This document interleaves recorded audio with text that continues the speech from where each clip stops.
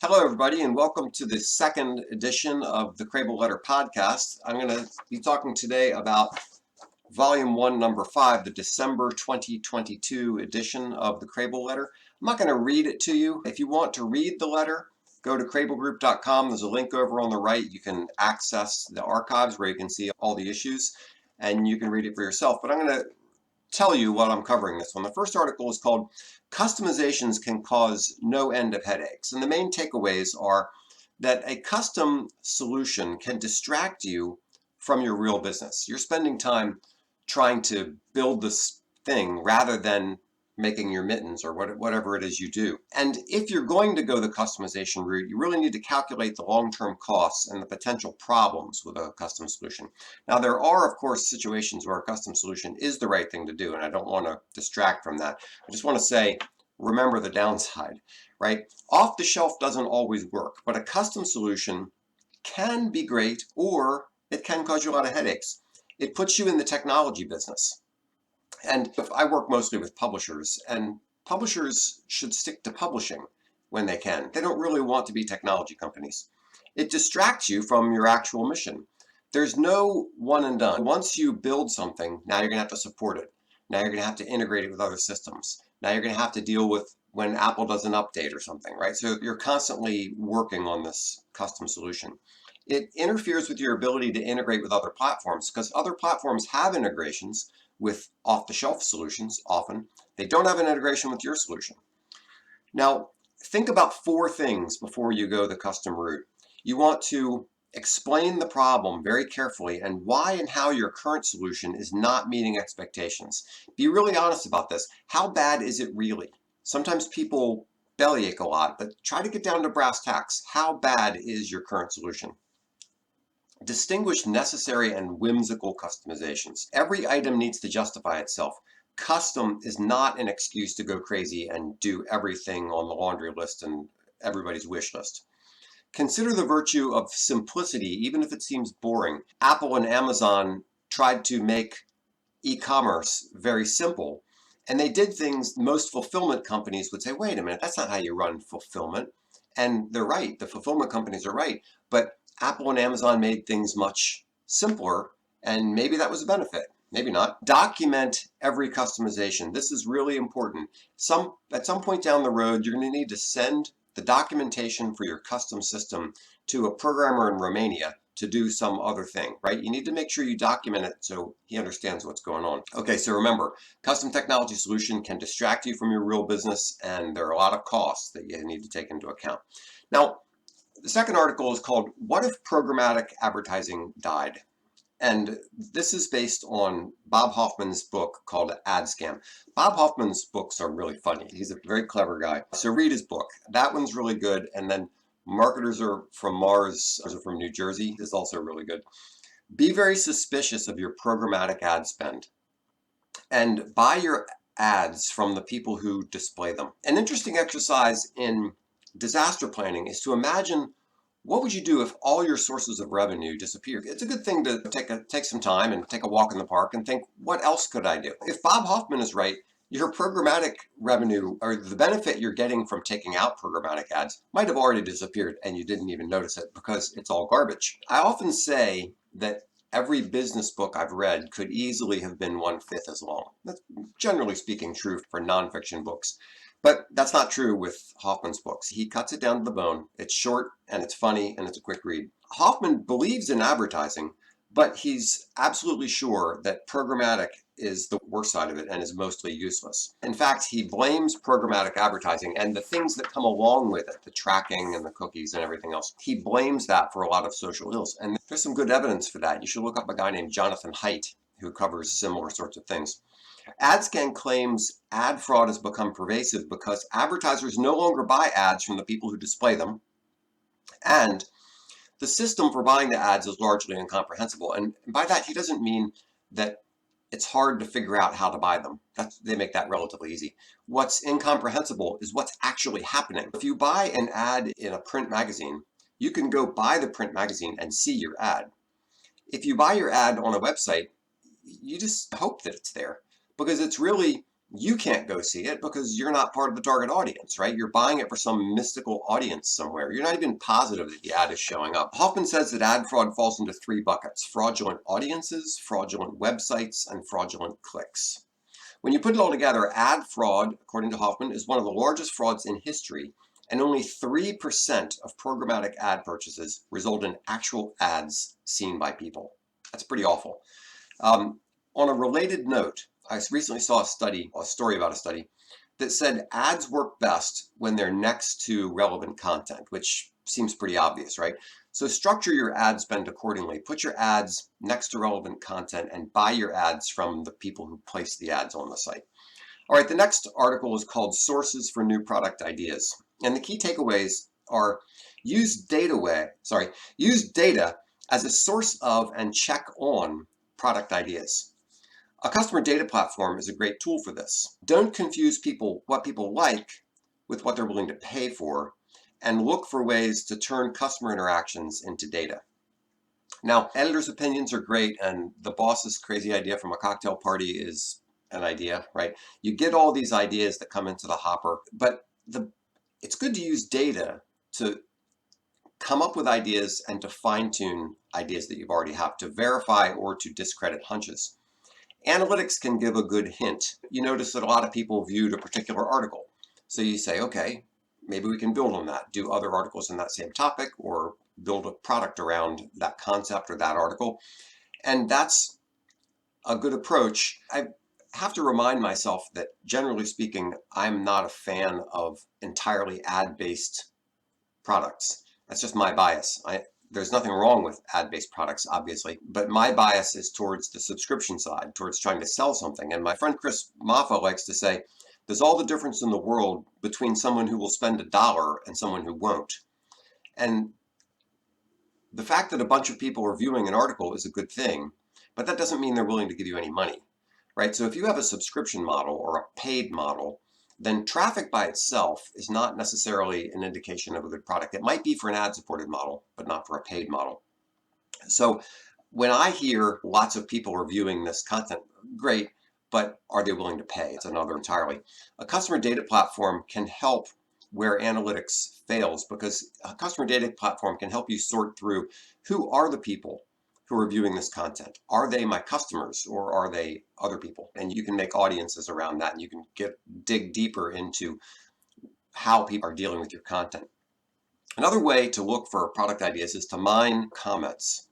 And it's good to listen in on calls with customer service. It's good to have the customer service reps give you summaries, but better yet, try to find a way to turn customer interactions into data. In other words, 10% of our audience is asking about tablets or whatever it is. Try to find a way to take the customer interactions and turn it into some form that you can actually extract information from it, right? The customer data platform and customer comments are all part of the reality, which is that customers are throwing information at us constantly. And often we're just not listening.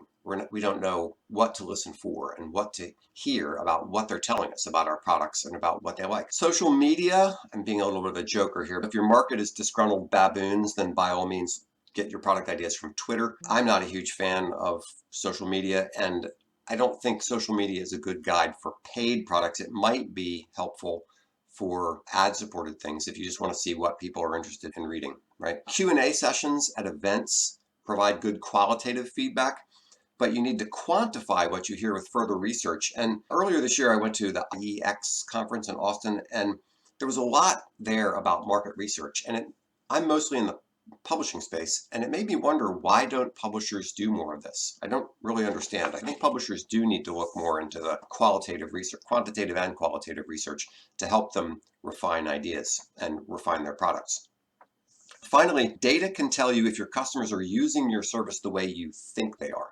Looking at an easy way to look at this is with your email service provider. What are people clicking on? It can tell you, I'm putting in 5 articles, but they always click on this article, or they click on all 5, or they click on none, whatever it is. The data that you can get from how your customers are actually using your content should then inform what you can do about new products. All right. So another thing I mentioned in the letter is that I have a video on CDP use cases for publishers. Now, I can't really summarize the video in this video, but if you go to my website, krehbielgroup.com, you can see the video. It's called CDP Use Cases for Publishers. It's a 12-minute video, and I explain the benefits publishers can reap from using a customer data platform. And I outlined 14 use cases in that video. That's not exhaustive, of course. Publishers are different. There's hundreds of use cases you can conceptually come up with. I always forget to turn that off, sorry. Things such as customize emails in response to a visitor's online activity. In other words, someone goes to a certain area of your website, and if you have their email address, you can send them an email in response to them visiting that area of your site. You can encourage online renewals. You can manage different levels of access like a paywall. There's a lot there. If you're interested in customer data platforms, if you're a publisher, look up the video. This next one, the article is called "My Kids Are Always on TikTok." And the takeaways are lots of people doesn't mean lots of your people. And one company's success might be an outlier. And consider the opportunity cost before you invest in TikTok or any other thing for that matter. From time to time, you get everybody's on this. Everybody's doing this. We should do. Maybe.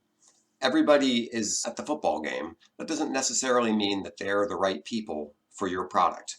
And it's not just a question of are they the right people, it's also is that the right time. But before you invest in TikTok or any of these other places, think, are they your target market? Or obviously all of TikTok is, you have to find, can you find your market on TikTok as a subgroup? Are they the sort of people who might buy your product and pay for such things if you have a paid subscription product or non-subscription? And are they in the mood to buy something when they're in that environment? I remember one time I was on the DC Metro and there was a preacher and he was preaching to people on the Metro. And I was thinking, some people here might be sympathetic to your message, but this really isn't the time or the place. And people are tired and trying to get home. This isn't the right opportunity. So the question is, you want to find the right group of people. You want to find people who are willing to pay, and you want to find them at the right time. So if you can do all those things on TikTok, great. We often also hear stories about, okay, this company did all these fantastic things and they're making a killing on TikTok. Yeah, okay.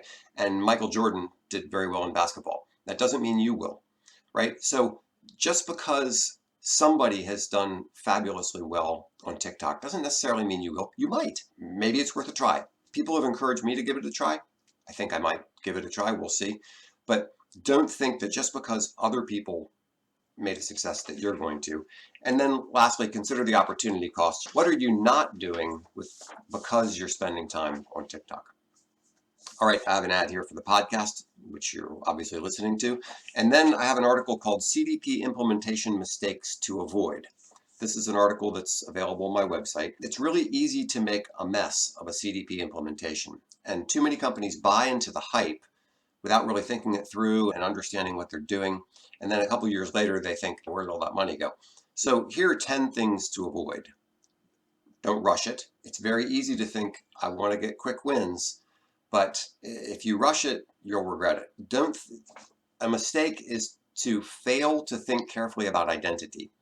And I could go on about email addresses and how to establish identity in a CDP all day, but you really need to think carefully about how you're going to decide who your customers are, how you're going to merge records and all that sort of thing. It's a mistake to stick to one source of truth. The mythology of the customer data platform is that you're going to create the golden record that combines all your information from all your places. And that's the goal, and you get towards that, but you never really get there.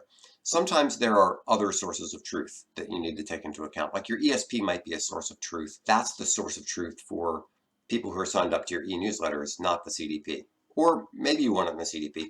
Just don't think that everything has to be, the CDP has to be the source of truth for everything. That's not always the case. Don't overlook analytics. CDP is like analytics, but not precisely. I have an article on the MarTech website about CDP versus analytics you might want to look at. It's a mistake to ignore organizational silos. You don't just marketing to run everything about the CDP. You want to make sure that there's buy-in everywhere. It's a mistake to not have a leader. Somebody should own the project. It's a mistake to forget time-based requirements. And what I mean by that is some CDPs have a right now snapshot of your customers, But if you're a publisher, especially if you're a subscription publisher, you need to see what's been going on over time. So you don't want a right now picture, you want a over time picture. So you need to make sure that you structure the way you collect data and the way you store it and the way you can query it to accommodate that kind of long-term over time evaluation of your customers. It's a mistake to ignore capacity issues. For example, how much data are you going to get in here? How's the data that you're collecting, your ability to deal with that, your ability to connect it with your other systems. You don't want to buy into crazy integration claims. Some people will say, we can integrate with everybody. Sure you can, but have you really done it? Do you already have an integration? Give me some examples. Let me talk to some customers who have that integration, make sure it really works. It's also a mistake to overlook how the invoice is going to be calculated. You can find out late down the road that there are a lot of costs that you didn't anticipate, that they're charging you there's a lot of different ways to charge for a CDP, right? Like the total number of connections, the total number of known connections, total amount of data that you're using. There's a lot of ways to do it. So make sure you look at that carefully and see how you're going to be charged in the long haul. But anyway, if you want to read the longer version, you can go to my website, krehbielgroup.com, and you can find it there. I go through all those things a little more carefully. And then finally, I have a question for people in the event space, and that is, does hybrid really work? And I love live conferences, and virtual conferences are okay. Hybrid is the mix, right? You have live and you have virtual, and this sounds a good idea. But in my experience, and with most of the people I've asked this question, they find out that it really doesn't work very well in reality, that like the Q&As don't work very well. The people on the virtual side don't feel like they're really part of the conference. And I'm just curious, is that really the case? Do you feel that way? Have you been on the virtual side of a hybrid conference and felt that you were part of the conference? What was your experience like? I'm curious. So send me an email, comment on my website, give me a call. Call me at 240-687-1230. How many podcasts give out a phone number? All right, so that is the latest edition of the Krehbiel Letter. You can learn more at krehbielgroup.com. Thank you very much for listening, and I hope you enjoyed it.